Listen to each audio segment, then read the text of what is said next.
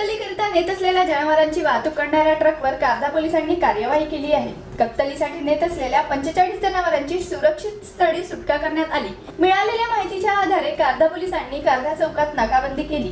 त्या दरम्यान truck विल्हेवाडा road नागपूरला जात असताना आढळून आला। पोलिसांनी ट्रकमध्ये पाहणी केली असता 45 जनावरे कोंबून असलेल्या स्थितीत आढळून आले। त्यामध्ये 35 गायी व 10 गोरे दिसून आले। त्यांची अंदाजे किंमत 2 लाख रुपये व ट्रकची अंदाजे किंमत 15 लाख असा एकूण 17 लाख रुपयांचा मुद्देमाल जप्त करण्यात आला। या प्रकरणी ट्रक चालकावर कार्यवाही करून जनावरांना भागीरथा गौशाळा मालीपार चांदोली येथे सुरक्षित स्थळी हलविण्यात आले। आपल्याकडे कारधा पोलीस स्टेशन अंतर्गत NH-53 हायवे जात आहे।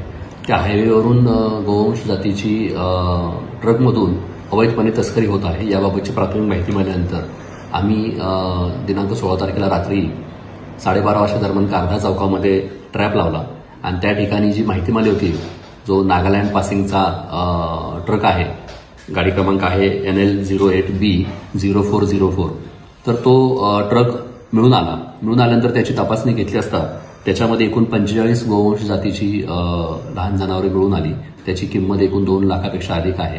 तर सर्व मग जनावरांची तातडीने आम्ही लगेच चांदोली येथील तिथे सुटका करण्यात आली, त्यांची त्या ठिकाणी जमा करण्यात आले त्यांच्यावर वैद्यकीय उपचार करण्याकरिता। आणि यामध्ये आरोपी घनश्याम मदन पाल राहणार नागपूर याला सध्या ताब्यात घेतलेला आहे आणि त्याच्यावरती गुन्हा दाखल करण्यात आलेला आहे।